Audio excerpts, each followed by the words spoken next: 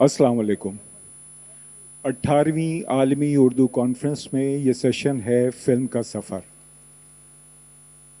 पाकिस्तान में पाकिस्तान के वजूद में आने के बाद जो सिनेमा हाउसेस थे, जो स्टूडियोज़ थे, जो मशीनरी थी, वो सब टूटा फूटा मिला हमें। और इंडिया से कुछ लोग आ चुके थे, जिनमें कारदार साहब थे, शौकत हुसैन रिजवी साहब थे, मलिका तरन्नुम नूरजहाँ थीं, बाबा जी चिश्ती थे, नज़ीर साहब थे, सोन लता थीं, गुलाम मोहम्मद साहब थे, माया देवी साहिबा थीं उसमें, और बहुत सारे टेक्नीशियंस थे। हिंदुस्तान में 3 बड़े हब थे, कलकत्ता, बम्बई और लाहौर। लाहौर फिल्म इंडस्ट्री उस वक्त भी काम कर रही थी। लाहौर फिल्म इंडस्ट्री में एक फिल्म बन रही थी, तेरी याद, जिसकी हीरोइन थी आशा भोसले और डायरेक्टर थे दाऊद चांद, और उसके हीरो थे नासिर खान साहब, जो दिलीप कुमार साहब के भाई थे। यही फिल्म तेरी याद 1948 में अगस्त में ईद उल फितर पे नुमाइश पजीर हुई, और यहाँ से पाकिस्तान की फिल्मी सफ़र का आगाज़ हो गया। उसके बाद यहाँ पे पंजाबी फिल्म बनी फेरे 49 में, जिसके डायरेक्टर नज़ीर साहब थे, और ये पहली पंजाबी सिल्वर जुबली फिल्म थी। 50 में दो आंसू बनी उर्दू फिल्म थी, ये भी पहली उर्दू सिल्वर जुबली फिल्म थी। फिर 55 में फिल्म सस्सी आई, उर्दू फिल्म थी और पाकिस्तान की पहली गोल्डन जुबली फिल्म थी। 65 में जीदार आई, पंजाबी फिल्म थी, पहली प्लैटिनम जुबली फिल्म थी। 66 में अरमान आई, जो पहली प्लैटिनम जुबली थी उर्दू फिल्मों में। 69 में ज़रका आई, जो पहली डायमंड जुबली, यानी 100 हफ्ते एक ही सिनेमा पर पूरे किए थे। और 74 में फिल्म ख़तरनाक आई, पंजाबी थी और वो भी डायमंड जुबली थी। हमारे यहाँ भी 3 हब थे, लाहौर, कराची और ढाका। तो कराची में सबसे पहला स्टूडियो जो बना 1954 में ईस्टर्न स्टूडियो बना। उसके बाद 1966 में मॉडर्न स्टूडियो और 1973 में इंटरनेशनल स्टूडियो बना। कराची में सबसे पहले 1955 में हमारी ज़बान के नाम से उर्दू फिल्म रिलीज़ हुई, जिसके डायरेक्टर शेख हसन थे। 55 में ही कराची में फिल्म हीर बनी, जिसके डायरेक्टर नज़ीर साहब थे, और ये पंजाबी फिल्म थी। फिर 1956 में पहली सिंधी फिल्म उमर मारवी, शेख हसन साहब डायरेक्टर थे और वो कराची में ही बनी। 1970 में यूसुफ खान शेरबानो अजीज़ तबस्सुम साहब की फिल्म थी, ये पहली पाकिस्तानी पश्तो फिल्म थी जो कराची में बनी। 70 में माँ ते माँ गुजराती फिल्म थी और उसके डायरेक्टर इकबाल अख्तर साहब थे। और 1976 में पहली अंग्रेज़ी फिल्म भी कराची में बनी, बायॉन्ड द लास्ट माउंटेन, जिसके डायरेक्टर जावेद जब्बार साहब थे, और उसका उर्दू वर्जन मुसाफिर के नाम से रिलीज़ हुआ था। ढाका भी काम कर रहा था उस वक्त। 1956 में पहली बंगाली फिल्म बनी। 1962 में चंदा उर्दू फिल्म थी, जिसके डायरेक्टर एहतिशाम साहब थे। 1964 में ढाका में पहली रंगीन फिल्म बनी, ज़हीर रेयान साहब उसके डायरेक्टर थे और वो संगम नाम था उसका। फिर 1965 में फिल्म बहाना, जो पहली black and white cinema scope film बनी, ज़हीर रेयान साहब उसके डायरेक्टर थे। और 1965 में ही पहली रंगीन सिनेमा स्कोप फिल्म बनी, जिसके डायरेक्टर थे मुस्तफ़ीज़। तो इस तरह से फिल्म का सफ़र शुरू हो गया। हमारे साथ मौजूद हैं, ये स्टार्स हैं, फिल्म के स्टार्स। फिल्म का जब इश्तिहार लगता था तो सितारे लिखा हुआ आता था, और मैं इनको इसी तरह से जानता हूं कि मैंने स्क्रीन पर एक नाम देखा, जावेद शेख, मुनव्वर सईद, मुस्तफ़ा कुरैशी, और डायरेक्टेड बाय नबील कुरैशी। और इनका नाम ही इनका तारुफ है और इनका काम इनकी तारीफ है। तो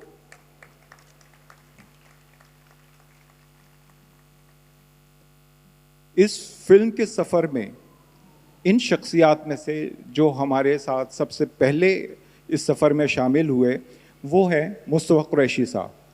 1950 की दिहाई में एक फिल्म बनी सिंधी में परदेसी, जिसमें ये पहली बार नज़र आए।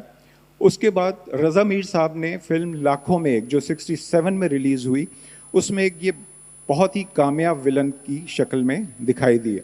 उसके बाद आसरा, पिया मिलन की आस, अनीला, ज़िंदगी कितनी हसीन है, नाज़नीन, अंधली, और इनकी पहली पंजाबी फिल्म 1973 में थी चार खून दे प्यासे, जिसमें मुनव्वर सईद साहब भी थे। अल्ताफ़ हुसैन इसके डायरेक्टर थे। और उसके बाद मुस्तफ़ा कुरैशी साहब पंजाबी फिल्म के लिए लाजिम व मलजूम हो गए। इनके बग़ैर पंजाबी फिल्म नहीं बनती थी। तो मुस्तफ़ा कुरैशी साहब से पूछते हैं कि उनका ये सफ़र कैसा रहा।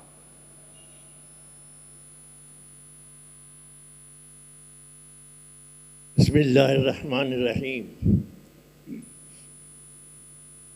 तारुफ तो आपने करवा ही दिया, पहली फिल्म और बाकी फिल्में भी।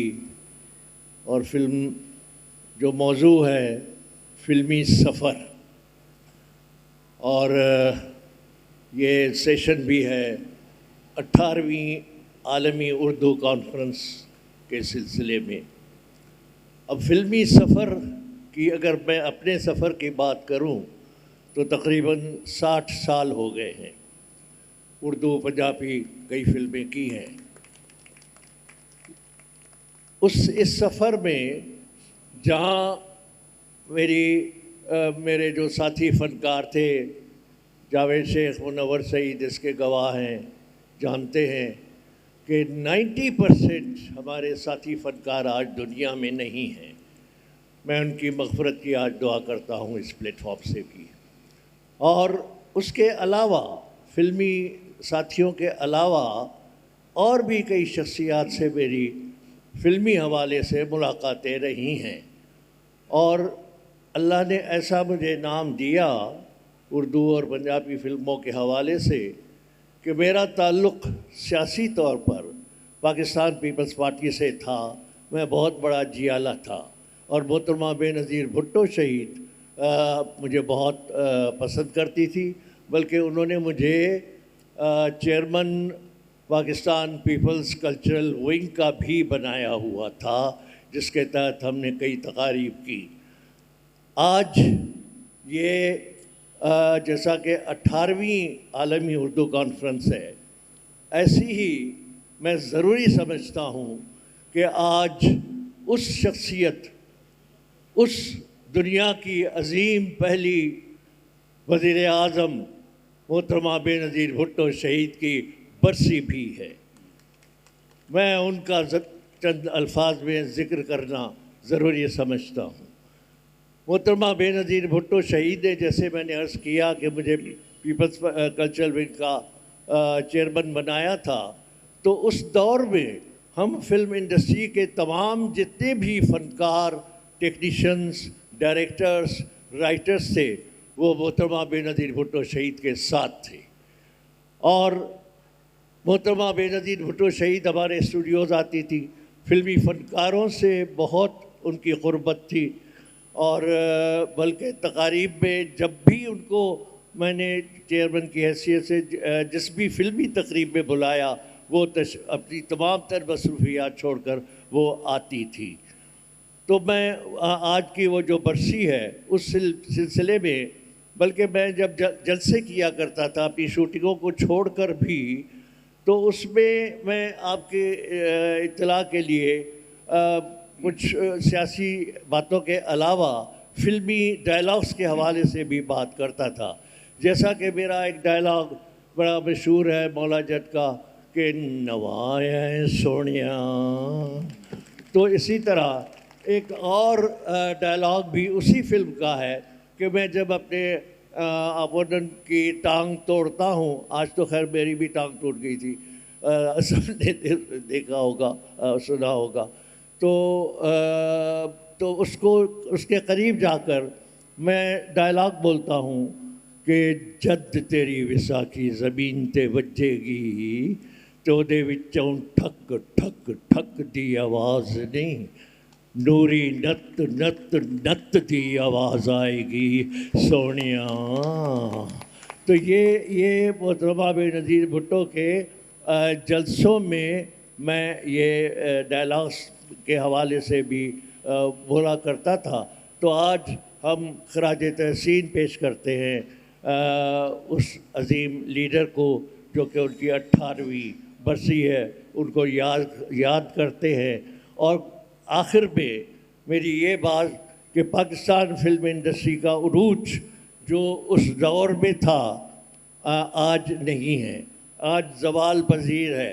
जो नाम लिए आपने फिल्मों के और जो फनकार थे, हालांकि टैलेंट आज है, बहुत टैलेंट है, सिर्फ कराची ही में नहीं, पूरे पाकिस्तान में, सिंध में, अंदरून सिंध में भी ऐसा टैलेंट है। उन्होंने एकेडमीज़ से नहीं पढ़ा और ना ही एकेडमीज़ हमारे मुल्क में हैं, लेकिन अपने तौर पर उन्होंने लेटेस्ट टेक्नोलॉजी को सीखा है और वो काम कर रहे हैं। टीवी के चंद फिल्में जो बन रही हैं उनमें बहुत बड़ा अच्छा टैलेंट हम देख रहे हैं, लेकिन जो पाकिस्तान फिल्म इंडस्ट्री का जो उरूज था, जो इंडस्ट्री थी, वो आज नहीं है।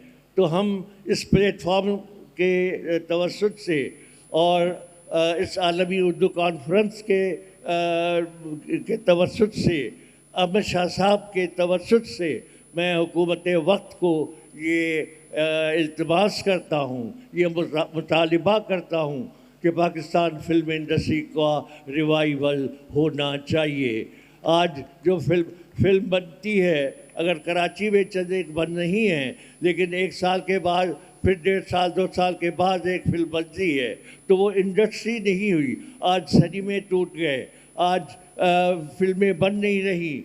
सारे सिंध में, सारे पाकिस्तान में अगर मैं बात करूं तो 2000-2500 के करीब सिनेमा थे, और आज किसी भी शहर में, छोटा बड़ा शहर, खैरपुर, तादू, हैदराबाद, सखर, मीरपुर को कोई एक सिनेमा भी नहीं है, लाड़काना एक सिनेमा भी नहीं है। इवन इन कराची में 126 सिनेमा हुआ करते थे, आज 7-8 सिनेमे हैं, और उनमें वो सिनेमे ज़रूर हैं जो सिनेप्लेक्सेस है, वो मॉल्स में हैं, और जिसको मैं भी नहीं देख सकता, कई आम आदमी नहीं देख सकता, उसका इतना महंगा टिकट होता है। और जो हम चाहते हैं कि वो तफरीह वो छीन ली गई है, उस तफरीह को बरकरार रखा जाए, फिल्म इंडस्ट्री को का रिवाइव किया जाए। हम जितने भी बाकी साथी रह गए हैं, हम हुकूमत वक्त के साथ ताउन करेंगे।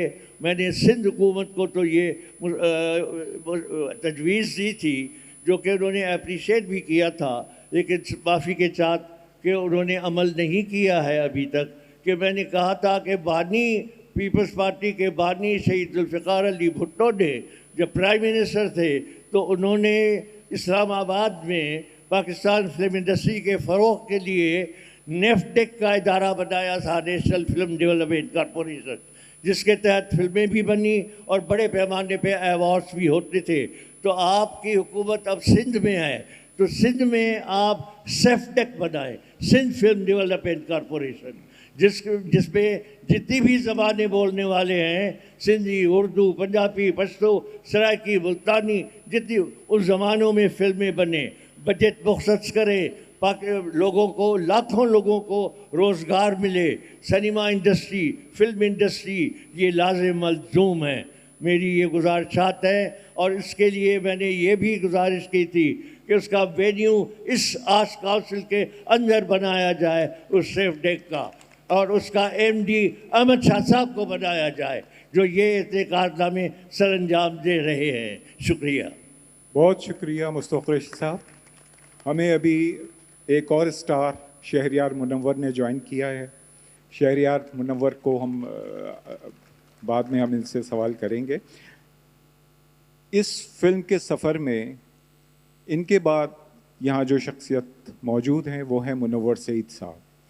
मुनव्वर सईद साहब 1969 में फिल्म घर दमाद, मसूद रिजवी साहब की फिल्म थी, उससे ये जलवागर हुए फिल्म में। उसके बाद पराई बेटी, बाजार, दौलत और दुनिया, और फिर 73 में पंजाबी फिल्म खून दा दरिया, आबिद शुजा साहब की फिल्म थी, और ये उससे पंजाबी फिल्मों का हिस्सा बन गए और बहुत कामयाब विलन रहे। तो मुनव्वर सईद साहब से पूछते हैं कि उनका सफ़र कैसा रहा। अस्सलाम वालेकुम हज़रात।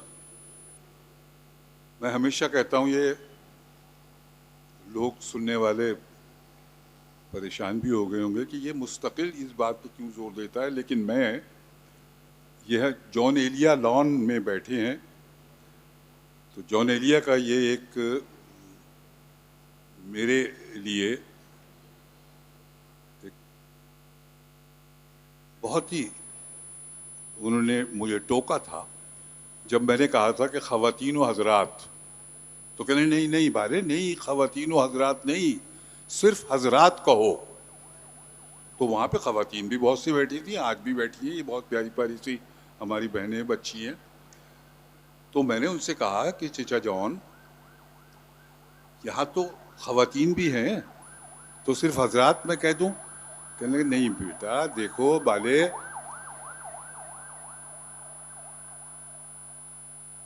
देखो ये जो हज़रत है ये औरतों के लिए भी इस्तेमाल होता है और मर्दों के लिए भी इस्तेमाल होता है।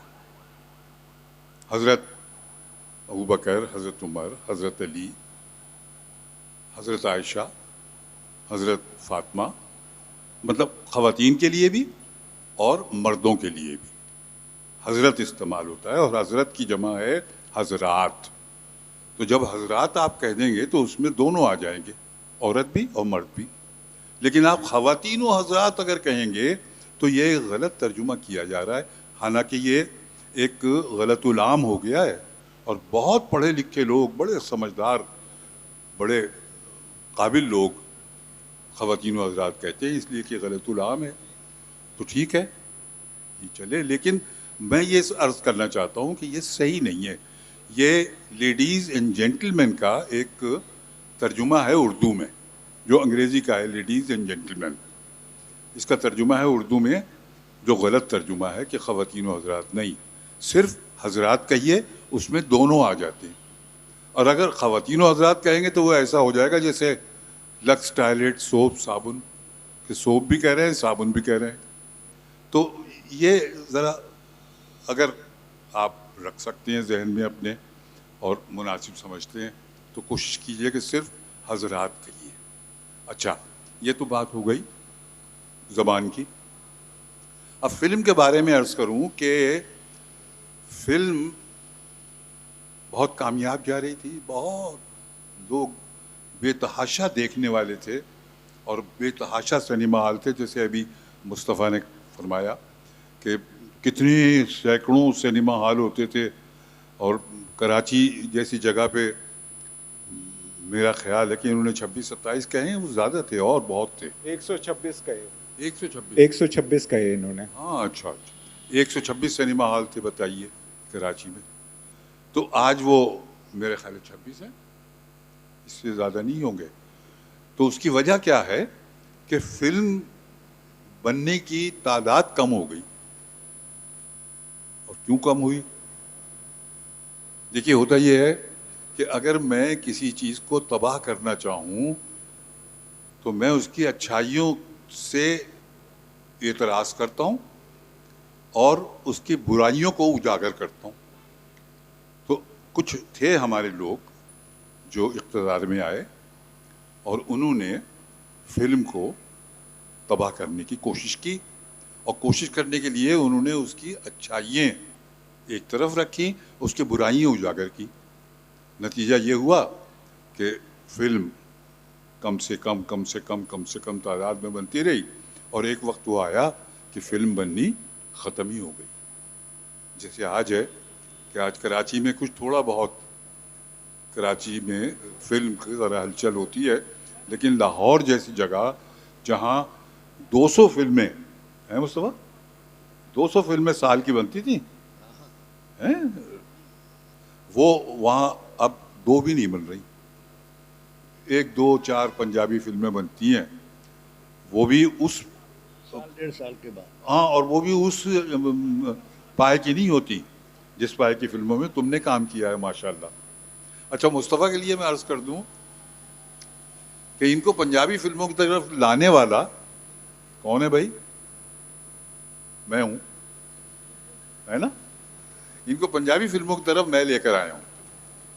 एक फिल्म बने, उस वक्त तक मैंने 2 3 4 5 पंजाबी फिल्में कर ली थी, जबकि मुझे मेरी ज़बान भी पंजाबी नहीं है, मादरी ज़बान उर्दू है, लेकिन मैंने की कोशिश करके समझ के और कर ली।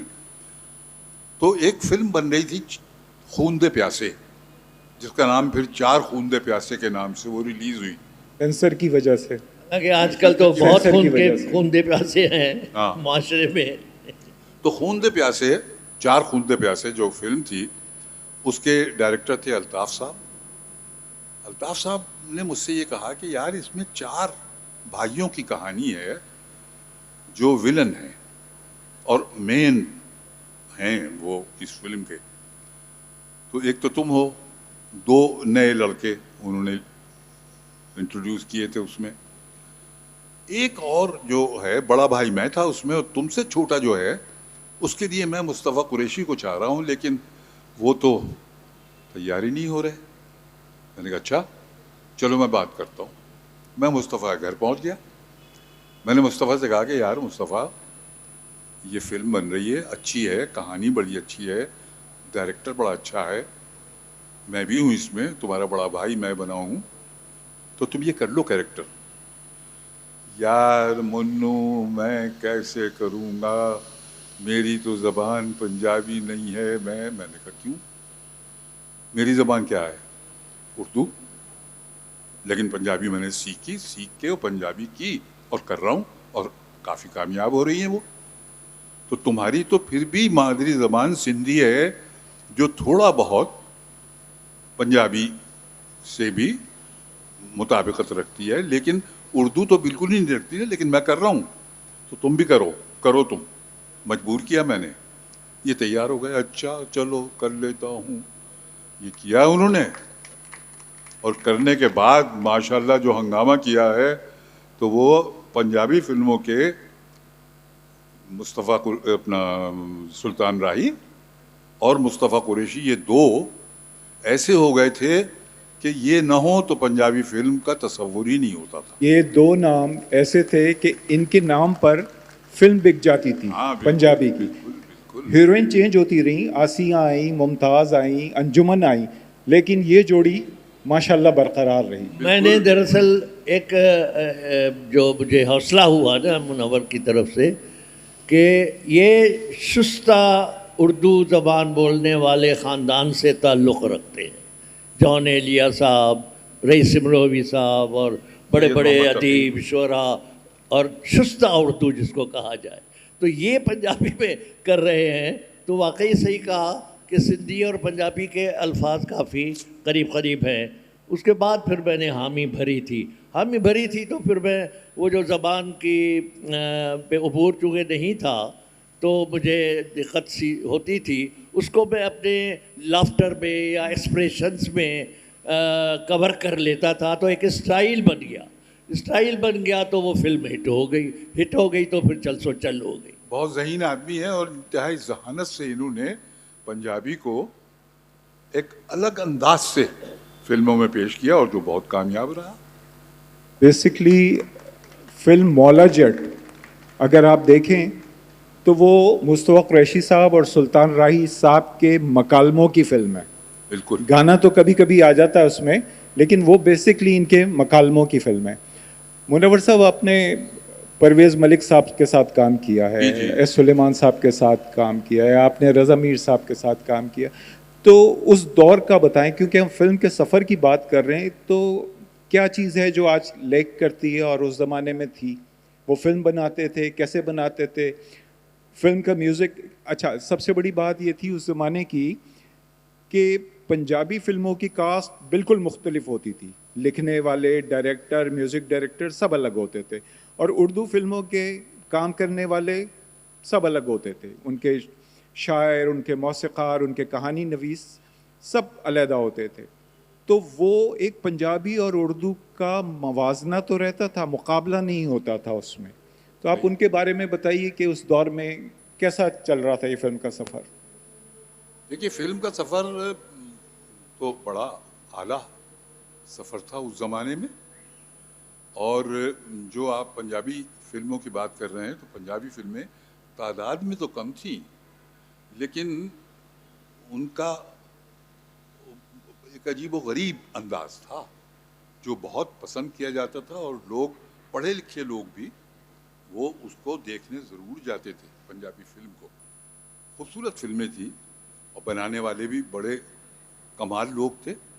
अच्छा, जब फिल्म में लोग आने शुरू हुए हमारे, जैसे परवेज़ मलिक आए 60s में, वो अमेरिका से फिल्म में डायरेक्शन और डिप्लोमा लेकर आए थे फिल्म में। जब वो आए तो उन्होंने अमेरिका से किया था डायरेक्शन में। और ये जो बहुत ही इम्पोर्टेंट एक शोबा होता है फिल्म का, उसमें ये करके स्क्रीन प्ले में वो ये करके वहाँ से आए। और भी बहुत से लोग थे जो फरीद अहमद साहब बाहर से पढ़ के आए थे। हाँ, और बहुत से लोग, और बहुत सारे लोग आए। हाँ, और उन्होंने फिल्म में बहुत ही खूबसूरत चीज़ें इंट्रोड्यूस की और बड़ी अच्छी, बड़ी खूबसूरत फिल्में बनाई। परवेज़ मलिक साहब ने एक फिल्म बनाई थी जो वहीद मुराद साहब ने प्रोड्यूस की थी, उसका नाम था अरमान। तो अरमान जो फिल्म थी, वो पहली फिल्म थी जो गोल्डन जुबली, प्लैटिनम जुबली, 75 हफ्ते जी, 75 हफ्ते वो चली थी फिल्म। और बनाई थी, डायरेक्शन परवेज़ मलिक की थी। इसके अलावा और बहुत से लोग हमारे, वो जो नीलो के मियाँ एस सुलेमान साहब, सुलेमान, शबाब के रानवी साहब, रियाज शाहिद साहब, और बेशुमार लोग जो पढ़े लिखे थे और जो तालीम जिन्होंने हासिल की थी फिल्म के बारे में, वो फिल्में बना रहे थे। लेकिन उसके बाद ये जाते रहे दुनिया से, और आने वाले जो थे वो मेरी तरह के ही आते रहे, नालायक बिल्कुल। नतीजा ये हुआ कि फ़िल्म का वो मेयार कायम नहीं हो सका जो इन लोगों ने कायम किया था। और बहरहाल अब पंजाबी फिल्मों के हिसाब से अगर देखा जाए तो हमारे बहुत से ऐसे लोग हैं कि जिन्होंने पंजाबी फिल्में बनाई और उनको एक नया अंदाज़ दिया। जैसे मुस्तफ़ा की बहुत सी फिल्में जिनको एक नया अंदाज़ दे के पेश किया गया। और मुस्तफ़ा की तो खैर जहानत है कि उन्होंने ये सोच के कि सुल्तान राही हैं सामने, तो सुल्तान राही एक बहुत ऊंची आवाज़ में और बड़ी मजबूत आवाज़ में बोलते थे, तो इन्होंने सोचा कि अगर मैं भी इसी तरह चीख के बोलूँगा तो बात क्या बनेगी। तो इन्होंने अपनी आवाज़ को बिल्कुल धीमा किया और उसमें एक नई एक चीज़ पेश की पंजाबी फिल्मों में, जो बेइंतहा लोगों को पसंद आई। और फिर उसके बाद ये हुआ कि जैसे अंजुमन और सुल्तान राही, ऐसे ही मुस्तफ़ा कुरैशी और सुल्तान राही, ये एक ग्रुप बन गया। बिल्कुल। और मुनव्वर साहब, जिस वक्त आप काम कर रहे थे उस वक्त लाहौर में कोई 12 से ऊपर स्टूडियोज थे, जिनमें Shanoor studio, Avenue studio, Bari studio, AM studio, Javeda studio, सेनिटल स्टूडियो, WZ अहमद स्टूडियो, बहुत सारे स्टूडियोज उस वक्त काम कर रहे थे और सब में फिल्में बनती थी। ये आपने उस दौर के डायरेक्टर्स की बात की जी, रज़ा मीर साहब का भी नाम लिया, तो मुझे उर्दू फिल्म के लिए इंट्रोड्यूस तो रज़ा मीर साहब ने किया था। तो मैं उस दौर के, जैसे मुन्नू भाई ने भी उस दौर के शख्सियात और डायरेक्टर्स की बात की है, तो ये रज़ा मीर साहब और उनका एक यूनिट था, एक फ़िल्म थी आग का दरिया, वो सिंध में नसरपुर में उनकी लोकेशन थी। उसमें रज़ा मीर साहब नहीं थे, हुमायूं मिर्ज़ा साहब। हुमायूं मिर्ज़ा डायरेक्टर थे, रज़ा मीर साहब कैमरामैन थे और वो टॉप के कैमरामैन थे उनके, बल्कि आज भी शागिर्द उनके शागिर्दों के शागिर्द मौजूद हैं। जी बिल्कुल। तो हम शूटिंग देखने के लिए गए थे और मोहम्मद अली और शमीम आरा, मोहम्मद अली तो हमारा साथी था, रेडियो पाकिस्तान हैदराबाद में हमने साथ काम किया था, लेकिन मैं शमीम आरा को देखने के लिए गया था। खैर वहाँ मिला के 1 घंटा बैठकर आ गए, तो रज़ा मीर साहब ने उस फिल्म में साक़ी साहब भी थे, तो साक़ी साहब ने मुझे फ़ोन किया था कि यार आपको रज़ा मीर साहब ने अपनी ज़ाती आने वाली फ़िल्म लाखों में एक के लिए, एक कैरेक्टर के लिए सिलेक्ट कर दिया है, बाकी तमाम कास्ट उन्होंने फाइनलाइज की हुई थी। तो मैं मेरी एजुकेशन जारी थी और कभी कभी रेडियो पे हम काम करते थे, तो मैंने कहा मैं नहीं कर सकता और ये मुझे कोई शौक़ है। लेकिन देखिए उस दौर के लेजेंड्स की सोच क्या होती है। रज़ा मीर साहब ने कहा कि ये लड़का अगर वो कैरेक्टर नहीं करेगा तो मैं फिल्म ही नहीं बनाऊंगा।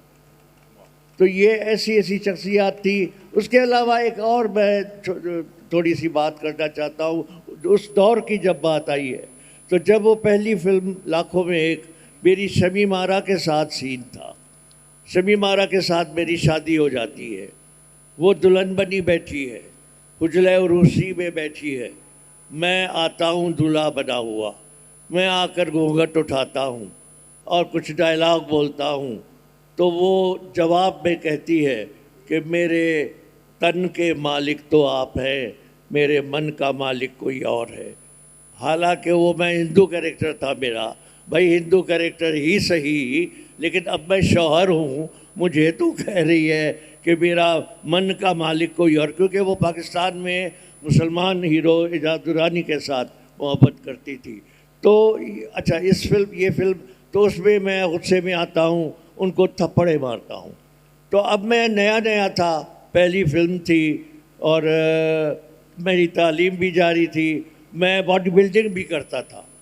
तो कैमरामैन ने ओवर द शोल्डर कैमरा रखा, फेस शमीम आरा का था, मेरा साइज था, तो मैं उसको 1 2 तीसरा थप्पड़ जो मैंने उनको मारा तो मेरा नाखून उनके चेहरे से टच करता हुआ, और मैं पूरी ताकत लगा रहा था, जबकि फिल्मी एक्शन में ताकत नहीं लगाया करते, एक्सप्रेशन होता है। तो वो उनको वहाँ यहाँ नीर पड़ गया, ज़रा ज़ख़म आ गया। तो टॉप की हीरोइन और उनके चेहरे का उनकी बात, तो लेकिन मैं घबरा गया, मैं डर गया, शॉर्टकट हो गया। तो शमीम आरा ने कहा कि नहीं आप दोबारा करें, कोई बात नहीं। वो जाहिर है वो बड़े लोग थे और ये कहानी ज़िया सरहदी साहब की इसी फिल्म की पायरेसी इंडिया में राज कपूर साहब ने हिना के नाम से बनाई। वो काफ़ी मुख्तलिफ थी। अच्छा हम कहानी की बात कर रहे हैं ज़िया सरहदी साहब की।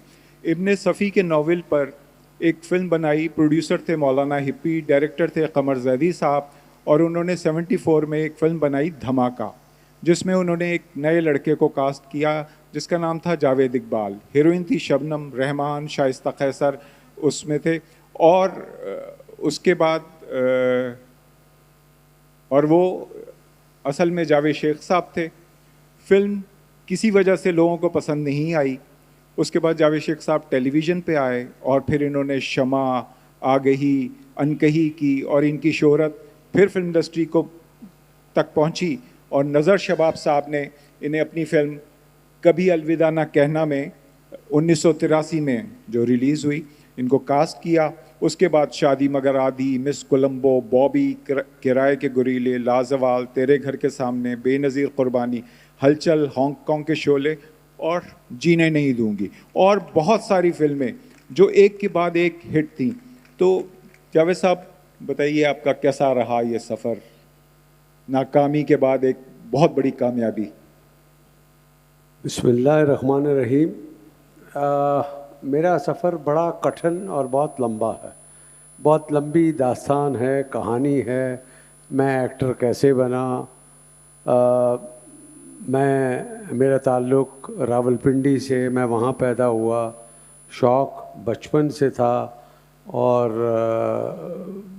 बचपन से अपने स्कूल से भागकर फिल्में देखता था और एक्टर बनना चाहता था। और उसी दौरान 3-4 लड़के थे, उस वक्त 13-14 साल एज थी, और हमने डिसाइड किया कि भाई हीरो बनना है तो लाहौर में स्टूडियो है तो वहाँ जाना है।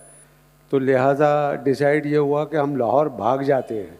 तो भागने के लिए हमारे पास पैसे नहीं थे, और पैसों के लिए मैंने कहा कि मैं अपने वालिद साहब के कुछ पैसे देखे हैं घर में, उसमें से 100 रुपया मैंने चोरी किया और लड़कों के पास आया कि भाई अब हम लाहौर चलते हैं।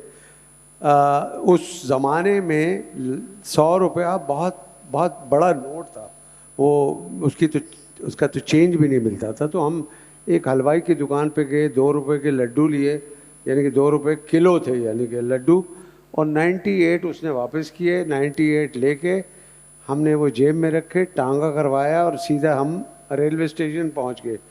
टिकट कटवा के ट्रेन में बैठे हुए थे और हम लाहौर एक्टर बनने के लिए जा रहे थे। इत्तफाक से मेरी किस्मत अच्छी थी, मेरे वालिद साहब हलवाई की दुकान के पास से गुजरे। उन्होंने कहा, शेख साहब ਉਹ ਤੁਹਾਡਾ पुत्र आया सी, 100 का नोट सी ਉਹਦੇ ਕੋਲ। वो मेरे वालिद साहब के तो कान खड़े हो गए, बोले यार ये कैसे हो गया, 100 रुपये जावेद के पास कैसे। सीधा घर पे आए और उन्होंने अपने पैसे चेक किए, उसमें 100 रुपये का नोट नहीं था। उन्होंने 5-6 दोस्त अपने इकट्ठे किए, 2 को बस स्टैंड की तरफ भिजवाया, 2 को टांगे की तरफ भिजवाया, और ख़ुद 2 बंदों को लेके, उनकी छठी हिस्स थी कि भाई ये पैसे लेके क्या कर सकता है। वो रेलवे स्टेशन आए, इत्तफाक से वो ट्रेन खड़ी थी, उसके जाने में 5-7 मिनट थे। मेरी किस्मत अच्छी थी, वो उन्होंने आखिरी डब्बे से जो स्टार्ट किया, तो बीच में जो डब्बा था उसमें हम 4 लड़के बैठे हुए थे, लड्डू खा रहे थे, लाहौर जा रहे थे और अपने आप को हीरो बना रहे थे। वो इतने में एक मेरे वालिद साहब का इतना बड़ा हाथ था, वो मेरी गर्दन पे आया, मुझे उठाया, और मुझे फिर उसके बाद होश नहीं थी। मैं घर में उल्टा लटका हुआ था और मुझे दुर्रे पड़ रहे थे, वालिद साहब मुझे मार रहे थे। ये मेरी एक्टर बनने का पहला एक्सपीरियंस था। तो मगर हिम्मत नहीं हारी कि एक्टर बनना है, और एक्टर बनने के लिए ऑब्वियसली काम करना पड़ता है। उसके बाद वालिद साहब मुझे कराची ले आए। कराची में मेरे वालिद साहब ट्रांवे कंपनीज़ में काम करते थे। मैं यहाँ पर भी उस वक्त टेलीविज़न जो था वो नया नया था, 64 की बात है। तो मैं रेडियो पाकिस्तान में बज़्म तलबा के प्रोग्राम में गया, तो वहाँ पर मैंने 1-2 ड्रामे किए। वो उसकी भी एक लंबी दास्तान के मैंने 5-7 दफ़ा वहाँ पर अपना ऑडिशन दिया। ऑडिशन में मैं फ़ेल हो गया, और फाइनली एक डायरेक्टर थे वहाँ पर, नजमुल हसन साहब और रज़ी अख्तर शौक़ साहब, उन्होंने मुझे फिर अपने एक ड्रामे में कास्ट किया, और एक ही जुमला था मेरा उसमें, जो मेरी फ़र्स्ट इंट्रोडक्शन थी। और उसके बाद फिर मैंने वहाँ पर किसी साहब से कहा कि मुझे टेलीविज़न पे काम करना है, मैं वहाँ पर जाना चाहता हूँ। तो उन्होंने, आफ्ताब अफ़गानी नाम था, उन्होंने मोहसिन साहब को फ़ोन किया कि भाई एक लड़का आ रहा है, उसको आपने काम दिलवाना है। मैं टेलीविज़न पे चला गया। टेलीविज़न में पहली दफ़ा देखा तो तलत हुसैन साहब, अल्लाह उनको जन्नत नसीब करे, वो हीरो थे, और एक सीरीज़ बन रही थी जिसका नाम था पता नहीं, याद नहीं है, मगर उसके डायरेक्टर मोहसिन अली थे। उन्होंने मुझे कहा कि भाई इसको, लड़के को ये कपड़ा दे दो, पजामा दे दो, पटका दे दो। और वो मैं आ गया। मुझे कहा कि भाई ये तलत साहब अपने दोस्त के साथ ड्राइंग रूम में बैठे हैं, ये तुम्हें बुलाएंगे, रमजू तुम्हारा नाम है, जब तुम्हें बुलाएंगे तुमने आना है इस तरफ, यहाँ पे खड़े होना है। ये तुमसे कहेंगे रमजू 2 चाय अच्छी सी बना के लाओ, और तुमने कहना है कि जी मैं बना के लाया। ये मेरी पहली अपीयरेंस टेलीविज़न पे थी, और मगर तहिया किया हुआ था कि इसी टेलीविज़न पे इंशाल्लाह कभी हीरो आऊँगा। और ऐसा ही हुआ, ऐसा ही हुआ। क्षमा ड्रामा बन रहा था तो क्षमा ड्रामा कासिम जलाली साहब का, फातिमा सुरैया भजिया का लिखा हुआ, और मैं को 50 लड़के जो ऑडिशन दे रहे थे, उन 50 लड़कों में से एक लड़का मैं भी था। मैंने वहाँ ऑडिशन दिया, अल्लाह का करम है कि सेलेक्ट हो गया, और क्षमा में मैं फर्स्ट टाइम हीरो बन के आया। और उसी हॉल में जहाँ पर मैंने एक छोटा सा रोल किया था, वहाँ मैं अब हीरो का रोल कर रहा हूँ। और उसके बाद फिर ये जैसे फिल्म मिली धमाका, धमाका में भी 40-50 लड़के थे जिन्होंने कमर जैदी साहब को अपना ऑडिशन दिया, उसमें से मैं सेलेक्ट हो गया, मगर फिल्म नहीं चली, मैं फ्लॉप हो गया। फ्लॉप हो गया इसका मतलब है कि उम्मीदें टूट गई, मगर मैंने हिम्मत नहीं हारी, मैं लगा रहा।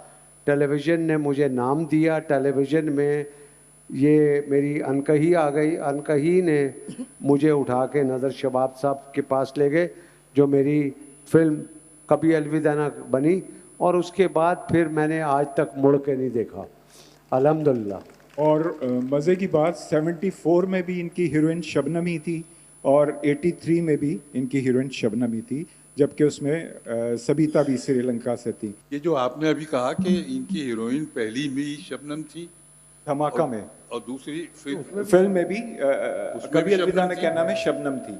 तो क्या बात है कि दूसरी हीरोइनें इनके साथ काम क्यों नहीं करती? नहीं, सोचने की एक्चुअली बात। शबनम जो थी सबसे ज़्यादा पंक्चुअल थी, टाइमली डायरेक्टर्स की, प्रोड्यूसर्स की फिल्में कंप्लीट करवा देती थी। बाकी फिर जाहिर है, आपको, आप भी इंडस्ट्री में रहे हैं, आपको मालूम होगा। जावेद शेख साहब ने अपनी फिल्में भी तो बनाई, बड़ी कामयाब फिल्में। जी, वो मैं बात करता हूँ इनसे, हाँ। वो भी मैं बात करता हूँ। जैसे 1948 में उन सब लोगों को, उन टेक्नीशियंस को, उन अदाकारों को टूटे हुए सिनेमा हॉल्स मिले, टूटे हुए स्टूडियोज़ मिले, मशीनरी टूटी हुई मिली। इनको टूटे हुए सिनेमा हाउसेस तो मिले, मशीनरी बहुत अच्छी मिली, नई मिली, और फिर इन्होंने अपनी दानिश से जो भी फिल्म बनाई वो एक अलग फिल्म बनाई। और जावेद फाजिल साहब एक बात कहा करते थे कि मैं देख रहा हूँ कि अब जो इंडस्ट्री शुरू होगी कराची से होगी, और फिर ऐसा ही हुआ। तो 2014 में नामालूम अफराद, 2016 में एक्टर इन लॉ, 2017 में फिर नामालूम अफराद 2, फिर 2021 में खेल खेल में, उसके बाद लोड वेडिंग, कायदे आज़म जिंदाबाद, तेरी मेरी कहानियाँ, और ये सब कहानियाँ करते करते आप इस सफ़र में मौजूद हैं। तो अपनी जर्नी बताइए, कैसा रहा सफ़र, क्या मुश्किलात आई, क्या कामयाबियाँ, कैसा रहा? नाम ले। अस्सलाम वालेकुम जी, बहुत बहुत शुक्रिया सबसे पहले तो मुझे यहाँ पे इनवाइट करने के लिए। इतने बड़े बड़े लोगों के बीच में मुझे बहुत ही अच्छा महसूस हो रहा है कि मैं लेजेंड्स के साथ बैठा हुआ हूँ, जबकि मुझे लगता नहीं है कि मैं इस काबिल हूँ कि मुझे इतने बड़े लोगों के साथ बिठाया जाए। और बहुत छोटी सी ही हमारा अभी जो है वो हिस्सा है इस फिल्म इंडस्ट्री में। और जहाँ तक सफ़र की बात है, जो शुरू हुआ वो तो टेलीविज़न से ही हुआ, क्योंकि जब हमने अपने करियर का आगाज़ किया था तो उस वक्त फिल्म इंडस्ट्री तो थी ही नहीं। ये सोचना भी कि फ़िल्म बनाएंगे, ख्वाब तो ज़रूर था हमारे जैसे लोगों का उस टाइम पर, लेकिन कोई फैसिलिटीज़ नहीं थी, या कोई इवन सोचना भी बहुत इम्पॉसिबल था, क्योंकि फ़िल्म तकरीबन ख़त्म हो चुकी थी। इक्का दुक्का ही कभी कोई 4-5-6 सालों में फिल्म्स आ जाती थी। तो और हम भी जब बड़े हुए तो ज़्यादातर इंडियन फिल्म्स देखते हुए बड़े हुए, या फिर पाकिस्तानी वो फिल्म्स देखी जो कि थोड़ी सी जिनमें जिद्दत थी, जैसे कि जावेद शेख साहब ने जब फिल्म्स बनाई ये दिल आपका हुआ, तो वो हमें याद है, या फिर शोएब मंसूर साहब ने खुदा के लिए बनाई, तो वो चीज़, उन फिल्म्स ने हमें बहुत इंस्पायर किया, या एटलीस्ट हिम्मत दिलाई कि यार हम भी जो है ना कुछ बेहतर क्वालिटी की चीज़ें कर सकते हैं। तो बस वैसे ही टीवी के साथ काम करते करते एक बार सोचा हुआ था कि फ़िल्म बनाएंगे, ज़िंदगी में एक बार मौका मिलेगा एक फ़िल्म बनाने का, फिर मर जाएंगे, यही ख्वाहिश थी। बट आई थिंक हमने जब फिल्म बनाई, क्योंकि हम लोग बिल्कुल ही नोबडीज़ से, मतलब कोई ऐसा ख़ास तो जानता नहीं था, ना किसी के रेफरेंस से थे, ना कोई ख़ानदान में कोई फिल्म में था। तो आई थिंक कि जब हम फिल्म बनाने के लिए निकले तो हमें खुद भी नहीं अंदाज़ा था कि फ़िल्म जो है वो इतनी बड़ी हिट हो जाएगी और उसकी वजह से बाकी लोगों को भी बहुत हिम्मत मिलेगी बनाने की। आई थिंक उसकी सबसे बड़ी वजह यही थी कि हम लोगों को ही जानता नहीं था, हमने फिल्म बनाई, वो हिट हो गई, तो लोगों को ऐसा लगने लगा कि जब ये बना सकते हैं तो फिर हम क्यों नहीं बना रहे। तो आई थिंक वो बहुत अच्छी चीज़ थी। तो उससे बहुत जो है वो इंडस्ट्री थोड़े अरसे के लिए, मैं ज़रूर कहूँगा 4-5 साल के लिए, 2014 से 2019 तक, जब तक कोविड नहीं हुआ था, बहुत अच्छी प्रोग्रेस हुई। क्योंकि जब हमने फिल्म बनाई थी उस टाइम पे सिनेमा, मुझे बहुत हैरत हुई, जैसे मुस्तफ़ा कुरैशी सर ने कहा कि 2500 स्क्रीन्स होती थी। तो जब हमने अपनी पहली फिल्म बनाई तो सिर्फ 60 स्क्रीन्स थी। तो आप सोचें कि पिछले 20-30 सालों में सिनेमा कितना ही ज़्यादा पस्ती में चला गया कि सिर्फ 60 स्क्रीन्स रह गई थी। तो फिर 2014 से 2019 तक सिनेमा अच्छा चला, क्योंकि फिल्म्स बनती रहीं। हमने बनाई, हुमायूं सईद ने बनाई, नदीम बेग और यासिर नवाज़, वजाहत रऊफ़, ये सब फिल्म्स बनाते रहे। तो इसकी वजह से थोड़ी सी इंडस्ट्री को ग्रोथ मिली और 2019 में तकरीबन 120 स्क्रीन्स हो गई थी। बट अनफॉर्चुनेटली आफ्टर कोविड जो है ना, दुनिया भर में सिनेमा काफ़ी जो है वो मुश्किलात का सामना कर रहा है। बट हमारे यहाँ थोड़ी सी और भी वजूहात हैं, जैसे कि फिल्म्स पे पाबंदी लगना दूसरे मुल्कों की, तो उसकी वजह से भी सिनेमा का फुटफॉल काफ़ी कम हुआ है। तो अब वापस से तकरीबन स्क्रीन्स जो है वो कम होती जा रही हैं। लेकिन हमारे जैसे और जो फिल्म मेकर्स हैं, हम लोग लगे हुए हैं, कोशिश कर रहे हैं कि फिल्म्स बनती रहें और लोगों को एंटरटेनमेंट मिलती जाए। और अब क्योंकि वक्त बदल रहा है, तो सिनेमा जो है वो खाली एंटरटेनमेंट नहीं है, now this is a 5th generation warfare जिसके अंदर हम हैं।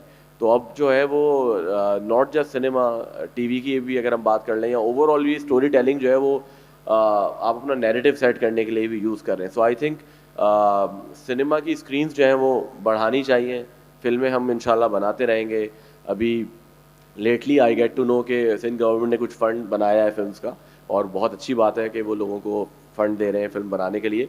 बट मेरी रिक्वेस्ट है कि फिल्में तो बनाते रहेंगे, हमें सिनेमा बनाने की ज़्यादा लेकिन ज़रूरत है। नबील देखें, मदीन साहब एक सेकंड, मुझे 2 मिनट दे दीजिए, इससे पहले कि आप शहरियार मुनर्रफ की तरफ भी जाएं और ये सारा करें। मैं 2-3 क्रेडिट हैं वो देना चाहता हूँ इस मौके पर। सबसे पहले तो अहमद शाह साहब को क्रेडिट देता हूँ कि माशाल्लाह उन्होंने इस साल भी इतना बड़ा ये आलमी मेला लगाया है, और ये इधर ये देख के बहुत खुशी होती है और दिल से दुआ निकलती है अहमद शाह साहब के कि अल्लाह ताला उनको और ऐसे काम करने का मौका दे।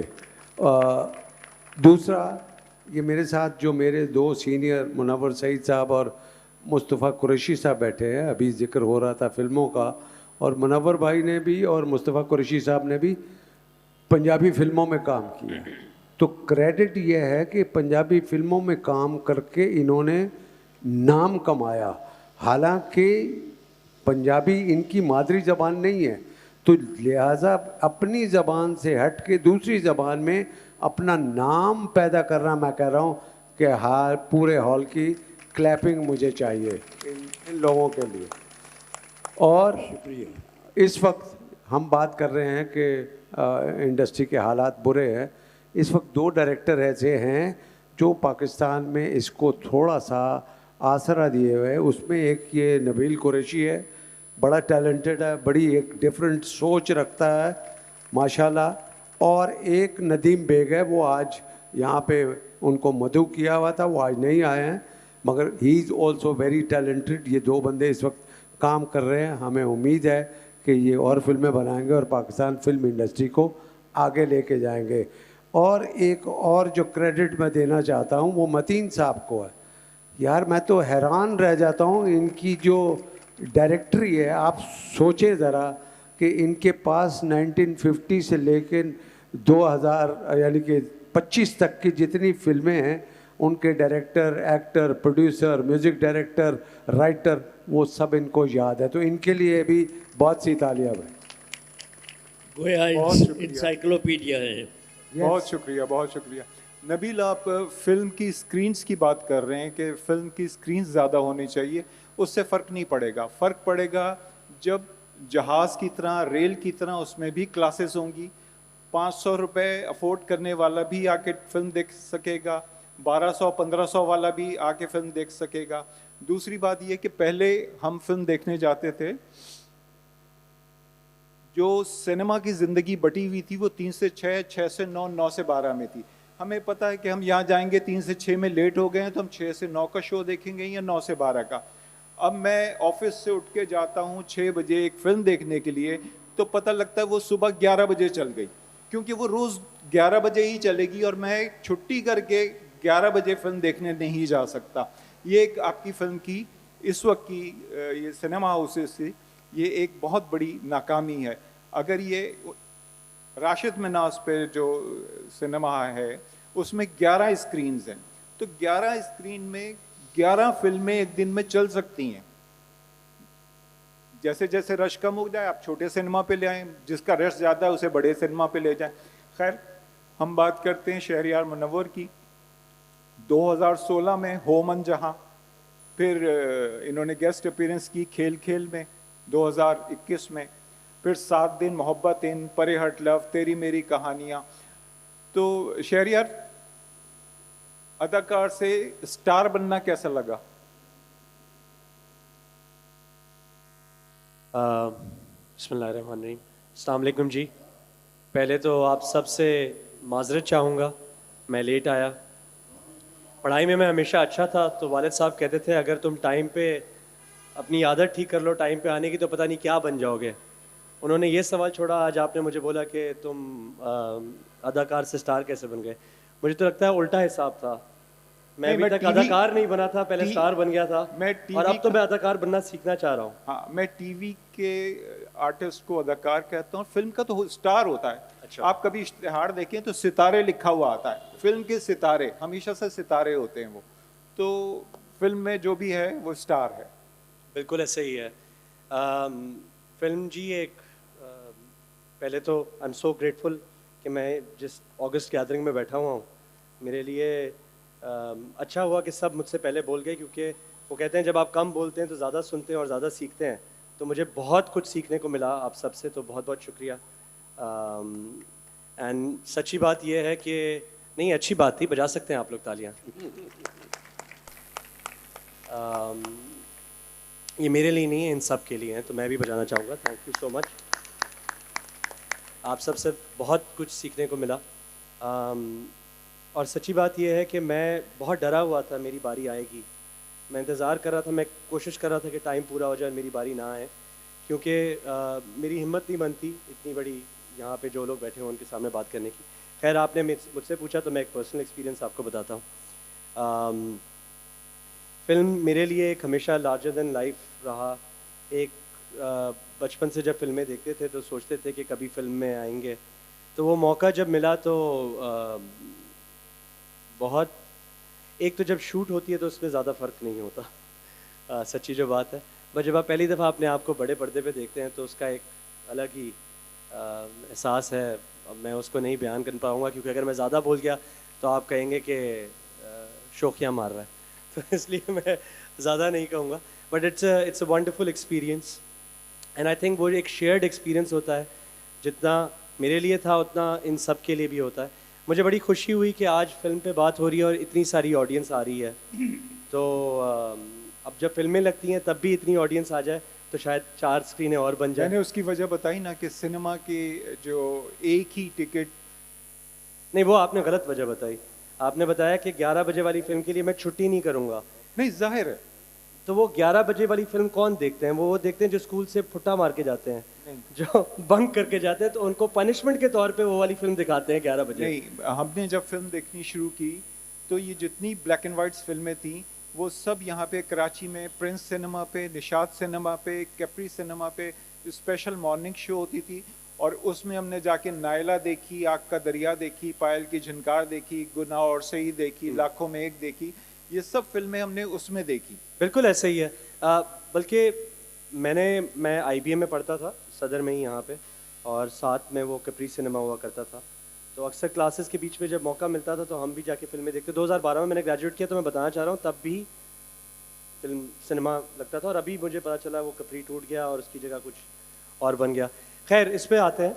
मुझे लगता है कि ये बहुत सैड बात है। पहले कुछ अच्छी अच्छी बातें करते हैं।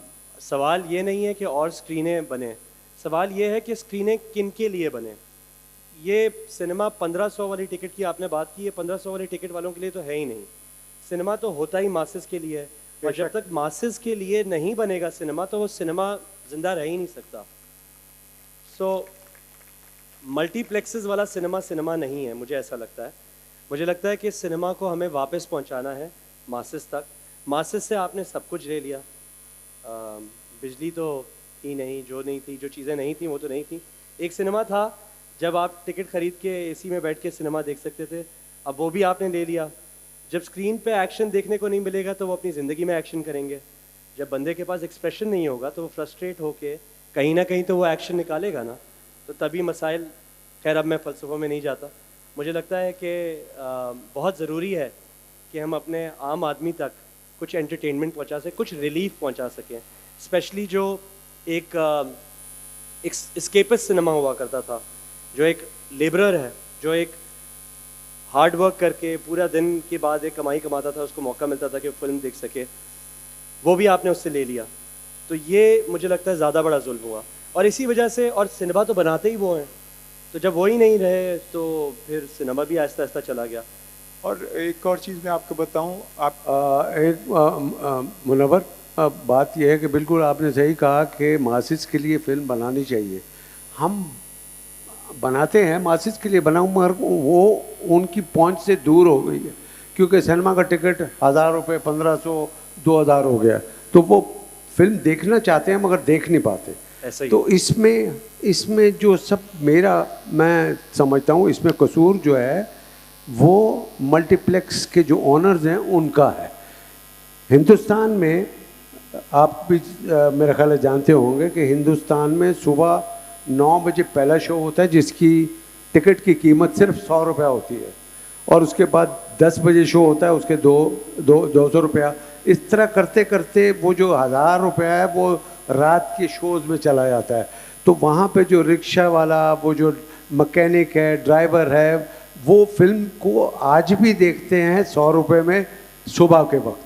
अगर हमारे यहाँ पे मल्टीप्लेक्स के जो ओनर हैं अगर ये सिलसिला शुरू कर दें तो हमारी फिल्में भी मासेस तक पहुँच सकती हैं, ये मैं कहना चाहता हूँ। और ये इन्होंने जो सिनेमा हाउसेस बनाए थे उस वक्त बनाए थे जब इंडियन फिल्म यहाँ पे आ रही थी, ठीक है। उन्होंने किसी तौर भी पाकिस्तानी फिल्म के लिए नहीं बनाए थे ये, और वो चूंकि वो इंडियन फिल्म आना बंद हो गई तो अब मजबूरी है, अंग्रेज़ी फिल्म है या ईद के ईद रिलीज़ होने वाली फिल्में, अब इसके लिए प्रोड्यूसर भी चाहिए। देखिए एवेन्यू स्टूडियो था ना, एवेन्यू स्टूडियो था, वो फिल्में प्रोड्यूस करते थे। बारी स्टूडियो वाले फिल्म प्रोड्यूस करते थे, शानूर वाले, वो प्रोड्यूसर नहीं रहा। वो जो पढ़ा लिखा प्रोड्यूसर था जिसे पता था कि मैंने क्या आवाम को देना है, वो प्रोड्यूसर नहीं रहा। अब आप अपने पैसे पूल करके या जैसे तैसे करके आप फिल्म बना लेते हैं तो वो जितनी चलनी होती है चल जाती है। ईद पे 3 छुट्टियां होती हैं तो लोग आके फिल्म देख लेते हैं। फिल्म का मज़ा तो तब है जब साल में 100 फिल्म बने, कम से कम 52 फिल्में बने जो हर हफ्ते एक नई फिल्म लगे, तब तो ये अच्छा। फिर ये देखें कि अभी एक फिल्म लगी हुई है नीलोफर, नामालूम अफराद क्यों नहीं लगी हुई, स्क्रीन्स तो खाली हैं, जिसने नहीं देखी वो जाके देख ले। और बहुत सारी आपकी फिल्में हैं, ठीक है, नदीम बेग की फिल्में हैं, जवानी फिर नहीं आनी है, और बहुत सारी इस तरह की जो दौर में बनी हैं, तो वो फिल्में भी लग सकती हैं, लेकिन वो फिल्में नहीं लगी हुई। मैं फिल्म बाजी देखने के लिए साकिब की मैं 3 दफ़ा सिनेमा गया, 3 दफ़ा मैंने टिकट लिया, लेकिन उन्होंने माजरत कर ली कि सर जब 10 लोग होंगे तो फिल्म चलाएंगे, वरना हम फिल्म नहीं चला सकते, और मैं वापस आ गया। अच्छा, तो खैर आपने इस वक्त 2-3 बातें कही। पहले तो मैं ये कहूँगा कि जैसे मैं बता रहा था कि आजकल एक्शन स्क्रीन पे नहीं होता तो आम आवाम में होता है, इसलिए मैं किसी को ये नहीं कहूँगा कि ये इनकी गलती है या उनकी गलती है, इससे मैं दूर ही रहूँगा। And also to be honest, आपको समझना पड़ेगा कि मल्टीप्लेक्सेस वाले बिजनेसमैन हैं, उनको बिज़नेस करना है, वो पैसे लगाते हैं, बिजली का बिल पे करते हैं, AC चलाते हैं, तो वो तो अपना बिजनेस देखेंगे। पहले भी सिनेमा बिजनेसमैन ही थे, आप बिल्कुल सही कह रहे हैं, स्टूडियो ओनर लेकिन बिजनेसमैन थे। मुझे ये लगता है कि ये एक रिग्रेसिव आर्ग्यूमेंट है कि आप कहें कि अंडा पहले आए या मुर्गी, कि पहले हम फिल्में बनाएं या पहले स्क्रीनें बनाएं। मुझे लगता है कि जो हम कर सकते हैं वो बेहतर कर सकते हैं। जैसे फॉर एग्जांपल नबील माशाल्लाह यहाँ बैठे हुए 5 फिल्में, आपने 6 फिल्में बनाई, 7 माशाल्लाह आपकी, उनमें से एक में मैं भी था, छोटा सा मैंने भी रोल किया। मैंने 2 प्रोड्यूस की, शेख साहब यहाँ बैठे हुए हैं, उन्होंने कई फिल्में प्रोड्यूस की। अगर गवर्नमेंट ऐसा कर सकती है, एक ट्रैवलिंग सिनेमा करे, हम सब अपनी फिल्में देने को तैयार होंगे और उस पर चार्ज नहीं करेंगे। मेरी तो फिल्म चल के ख़त्म हो चुकी, मैं देने को तैयार हूँ। मुझे लगता है कि लोगों की एपेटाइट ख़त्म हो गई, उनको भूल ही गया है कि फिल्म हुआ क्या करती थी। देखिए शहरियार, इस मुल्क में कभी भी गवर्नमेंट ने सिनेमा को, इंडस्ट्री को ओन नहीं किया, इसे इंडस्ट्री नहीं माना। ये तो हम कहते हैं फिल्म इंडस्ट्री, उन्होंने कभी भी ओन नहीं किया। टैक्स लेते हैं एक एक एक्टर से अलहदा अलहदा, सिनेमा का टैक्स अलहदा, स्टूडियो का टैक्स अलहदा, हर चीज़ का टैक्स होता है, लेकिन कभी भी ओन नहीं किया। नेफडेक बना था, उसमें सिर्फ एक उर्दू फिल्म बनी थी, खाक और खून, मसूद परवेज़ साहब ने बनाई थी टीवी के आर्टिस्ट को लेके। उन्होंने उस वक्त सोचा था कि वारिस हिट हो गया है तो उसके एक्टर्स को लेके हम फिल्म बनाएंगे तो शायद बहुत चलेगी, लेकिन ऐसा नहीं हुआ। वो नसीम अज्जाजी के नावल पे बनी थी, लेकिन वो फिल्म नहीं चली, और फिर कुछ अंग्रेज़ी फिल्में इंपोर्ट करके वो इदारा बंद हो गया। इदारे को बंद कर दिया गया। माशाल्लाह में भी सख्त माशाल्लाह था ज़िया हक साहब का। एक दौर था फिल्म का, जो हम फिल्म की बात कर रहे हैं, क्यों नहीं वो अब हो सकता। हर चीज़ महंगी है, आलू महंगा, टमाटर महंगा, हर चीज़ आम आदमी के दस्तरस से बहुत बाहर है। कम अज़ कम खुदारा तफरीह को तो फ्री ना सही, लेकिन सस्ता तो कर लें। तफरीह नहीं है, लोगों में खिंचाव पैदा हो गया है, फासले पैदा हो गए हैं, नफ़रतें पैदा हो गई हैं। फिल्म ऐसी चीज़ है जो लोगों को तफरीह पहुँचाती है और साथ ही एजुकेट भी करती है। और उन माशरे के शैतान सिफत लोगों को बेनकाब करती है स्क्रीन पर, जो माशरे का खून चूसते हैं। ये फिल्म की इतनी बड़ी अहमियत है, और फिल्म का एक तासुर है, असर होता है। आप लाख तकरीरें करें और टॉक शोज़ में बोले, उसका इतना असर नहीं होता जितना फिल्म का असर होता है।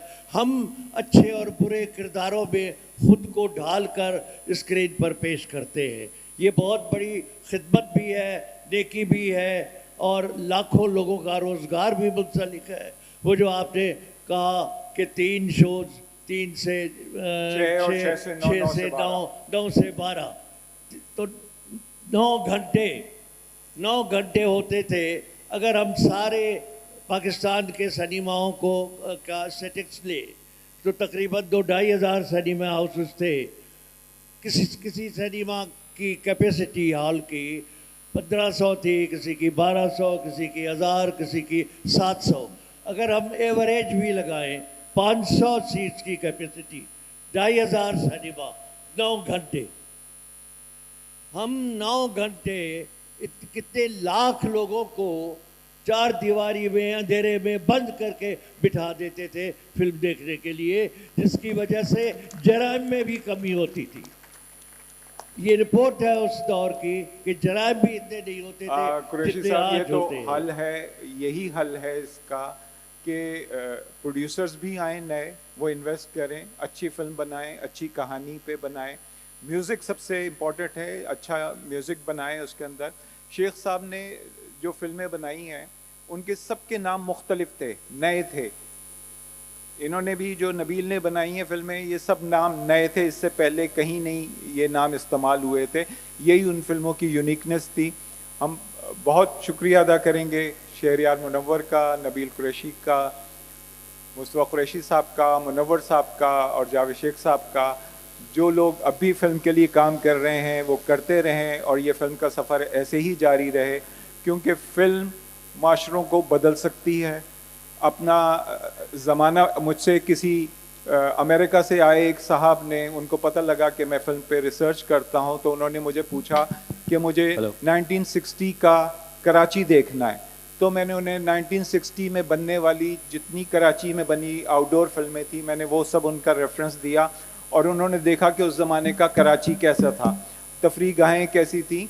तो फिल्म ज़माने बताती है। हमारा एक दोस्त हाइसम हुसैन, जब वो इंग्लैंड से पढ़ के आया तो उसको एक पीरियड फिल्म ड्रामा बनाना था, दास्तान 1950s का ड्रामा था। वो बना।